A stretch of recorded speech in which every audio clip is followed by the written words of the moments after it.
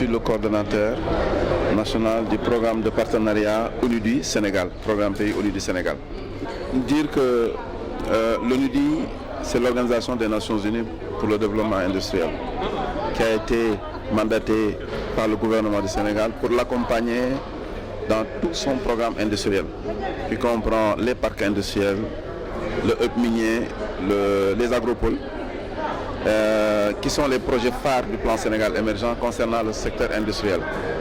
Et donc, comme vous le savez, le Sénégal est en train de mettre en œuvre 3 agropoles jusque-là. Maintenant, il y a un 4e agropole qui a été défini, l'agropole nord, l'agropole sud, l'agropole centre et récemment l'agropole ouest. Aujourd'hui, nous sommes réunis dans le cadre de l'agropole centre. L'ONUDI a d'abord accompagné la mise en œuvre de l'agropole sud. Le Sénégal nous a confié les études de faisabilité que le gouvernement a financées. Nous avons fini la réalisation et nous avons participé à la mobilisation des ressources pour son financement et aujourd'hui l'agropole sud est complètement financé. L'agropole sud a reçu un financement. Le ministre a visité la zone sud la semaine dernière et nous sommes en train vraiment d'aller vers la mise en œuvre de cet agropole. Maintenant, nous sommes sur l'agropole centre qui couvre les 4 régions centres, Kaolack, Diourbel, Kaffrine et Fatick. Et aujourd'hui, nous sommes en stade d'études de faisabilité. Les études de faisabilité ont démarré, accompagnées par la coopération belge, Enabel, et avec un cabinet tunisien. Et aujourd'hui, le boss qui est chargé de la structuration de tous les projets du PSE est en train de travailler parallèlement au ministère du Développement industriel qui conduit les études de faisabilité. Le boss est en train de conduire la structuration du projet de l'agropole centre. Ce que j'en pense, c'est qu'un projet, d'abord, c'est les études. Surtout un projet d'une telle complexité. Le projet Agropole est extrêmement complexe. Il n'y a pas moins d'une dizaine de ministères qui vont intervenir dans le cadre de ce projet-là. Commençant par l'agriculture, l'industrie.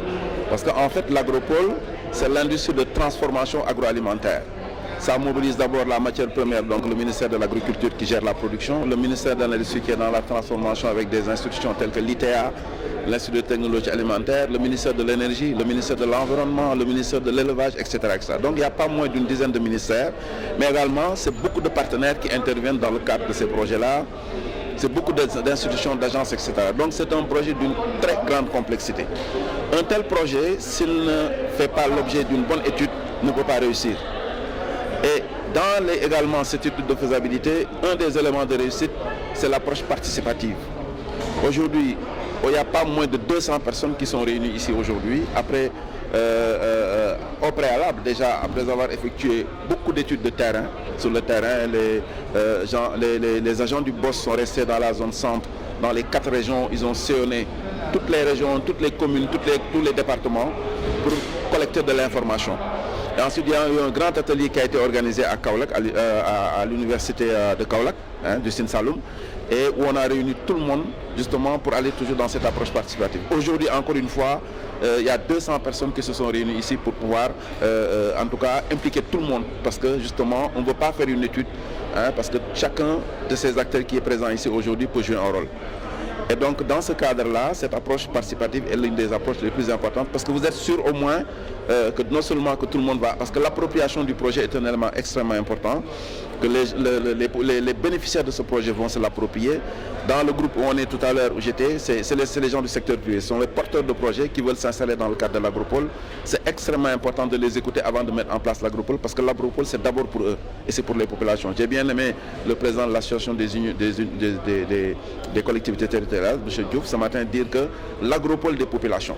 Donc l'agropole, c'est pour les populations. Donc les porteurs de projets étaient ici aujourd'hui pour venir montrer leurs projets et qu'on puisse les étudier avant d'avancer sur ce projet. Donc vraiment, ce qui est séduisant dans cette approche et ce que je pense vraiment de cette rencontre, c'est que c'est rassurant de voir cette démarche-là, parce que ça manque beaucoup dans les projets. En général, dans beaucoup de projets, on s'enferme dans des salles, on prend des consultants qui vont faire des interviews pour faire des études. Cette fois-ci, on écoute les acteurs dans une approche extrêmement participative. Ça coûte excessivement cher, parce que ces hôtels coûtent cher. Les réunir ici les gens pendant 5 semaines, c'est un gros budget, mais ça vaut le coup parce que justement, la réussite du